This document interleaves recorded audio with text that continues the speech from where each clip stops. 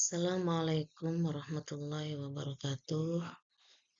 Untuk kesempatan kali ini saya akan menjelaskan tentang perkembangan Islam pada masa Daulah Umayyah di Damaskus. Pada masa Daulah Umayyah di Damaskus ini ada 4 poin yang akan saya jelaskan. Yang pertama yaitu ada sejarah berdirinya Daulah Umayyah di Damaskus. Yang kedua, kebijakan-kebijakan pemerintahan Daulah Umayyah di Damaskus. Kemudian yang ketiga yaitu perkembangan ilmu pengetahuan pada masa Daulah Umayyah di Damaskus. Yang ketiga, beberapa khalifah Daulah Umayyah di Damaskus yang terkenal. Kemudian yang terakhir yaitu ibrah dari perkembangan peradaban Islam pada masa Daulah Umayyah di Damaskus.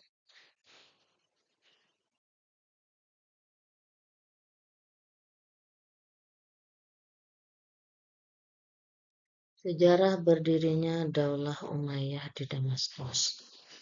Berdirinya Daulah Umayyah berawal dari wafatnya sahabat Nabi yang merupakan khalifah terakhir, yaitu Ali bin Abi Thalib, yang mana setelah beliau wafat, Muawiyah bin Abu Sufyan memperoleh pengakuan dari umat Islam sebagai khalifah pengganti dari Ali bin Abu Thalib dan berhasil membentuk Daulah Umayyah pada tahun 41 Hijriah atau 661 Masehi. Berdirinya Daulah Umayyah diawali dengan munculnya perpecahan antara Muawiyah dan Ali bin Abi Thalib yang disebabkan oleh kelompok Bani Umayyah yang merasa tidak puas terhadap kebijakan Ali bin Abi Thalib. Kenapa merasa tidak puas? Tidak puas dalam hal apa? Yaitu ketika menangani kasus terbunuhnya Utsman bin Affan, perselisihan antara Ali bin Abi Thalib dan Muawiyah akhirnya pecah menjadi perang Siffin.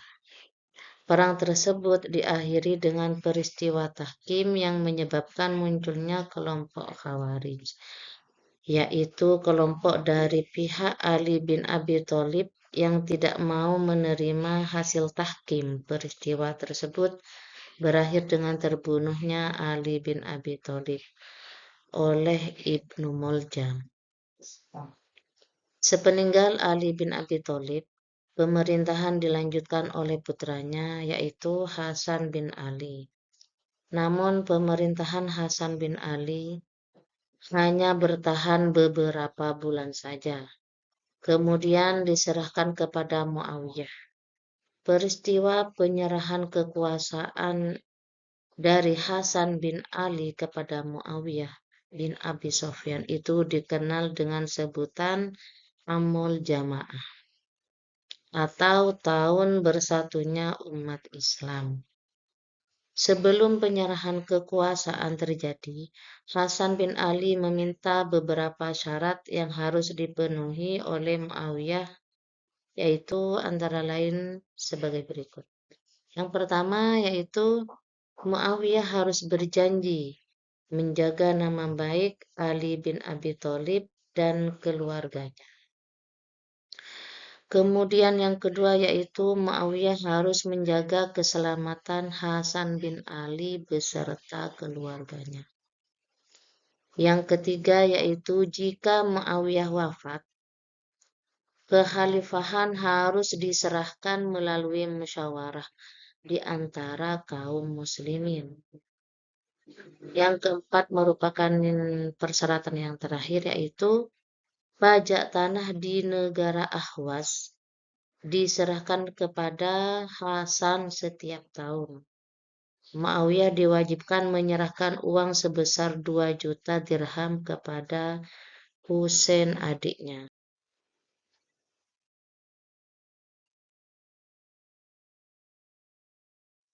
Muawiyah menerima syarat tersebut pada bulan Rabiul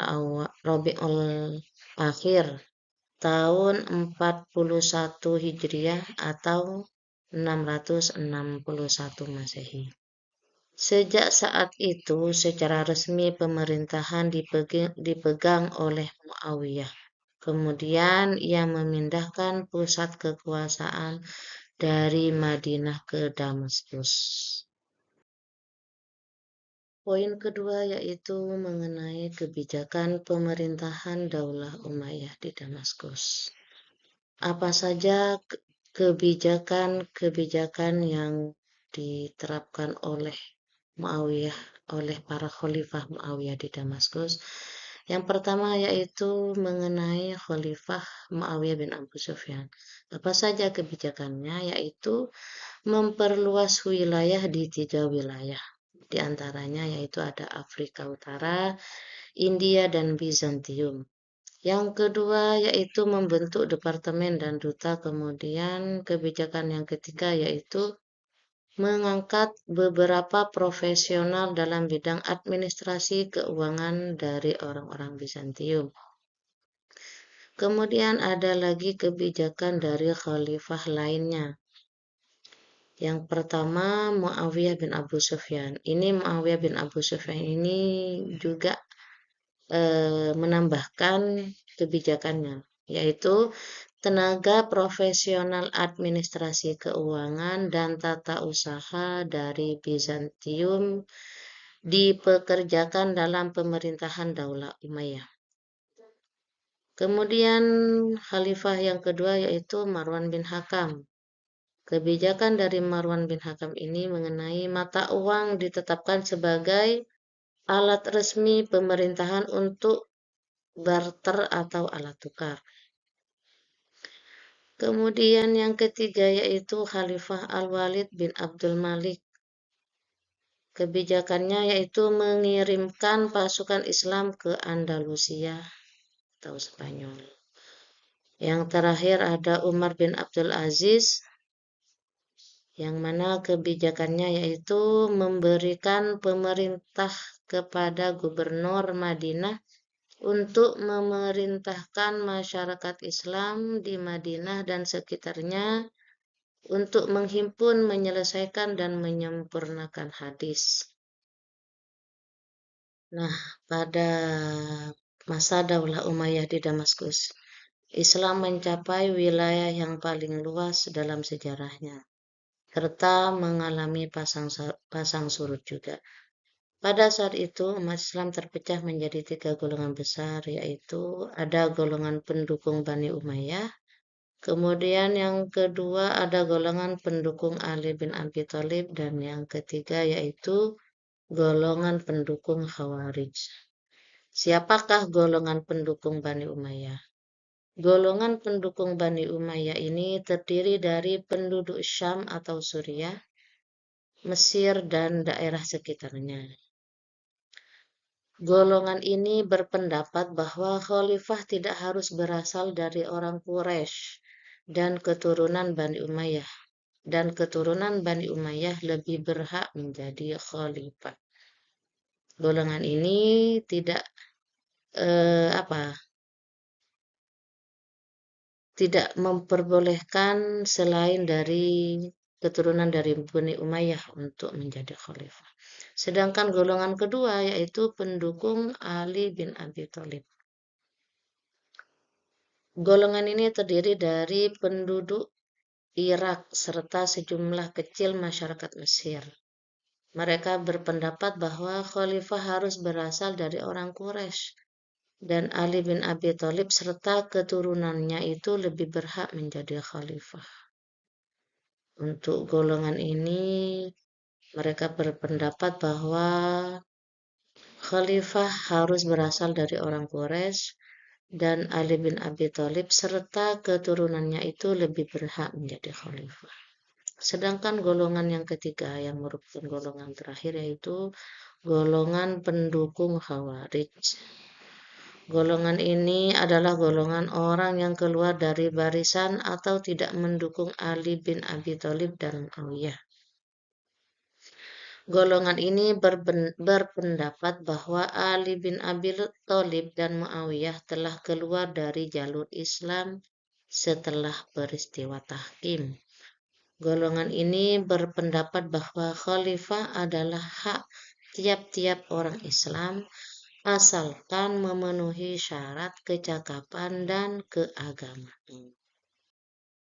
Sekarang beralih pada perkembangan ilmu pengetahuan pada masa Daulah Umayyah di Damaskus.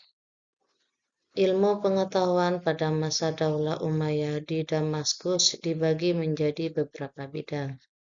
Yang pertama yaitu bidang pendidikan, dan yang kedua ada bidang seni, kemudian yang ketiga yaitu bidang sastra.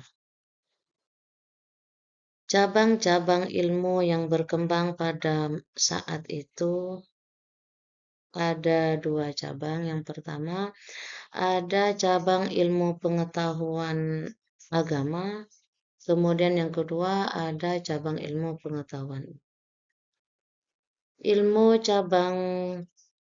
Cabang ilmu pengetahuan agama meliputi ada ilmu qiraah, kemudian ilmu nahwu dan sharaf, ada ilmu tarikh, dan juga ada ilmu tafsir, dan yang terakhir ada ilmu hadis. Sedangkan ilmu pengetahuan umum meliputi ada ilmu kimia, ilmu kedokteran, ilmu bumi, dan ilmu astronomi. Sedangkan bidang kedua yaitu bidang seni. Seni ini terbagi menjadi dua. Yang pertama ada seni rupa, yang kedua ada seni suara. Sedangkan yang terakhir yaitu ada bidang sastra. Bidang kesusastraan juga mengalami kemajuan. Hal itu ditandai dengan munculnya sastrawan-sastrawan berikut.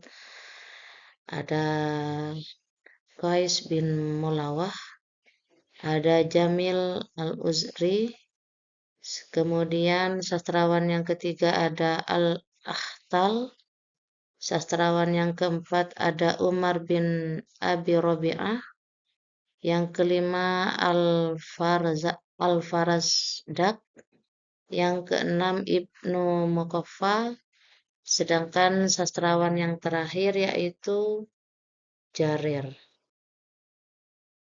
Dari sekian banyak khalifah daulah Bani Umayyah di Damaskus, ada beberapa khalifah yang terkenal, di antaranya yaitu ada Muawiyah bin Abi Sufyan, kemudian Marwan bin Hakam, dan yang ketiga ada Al-Walid bin Abdul Malik, dan khalifah yang terkenal yang terakhir yaitu ada Umar bin Abdul Aziz. Sekian yang dapat kami sampaikan, kurang lebihnya mohon maaf. Wassalamualaikum warahmatullahi wabarakatuh.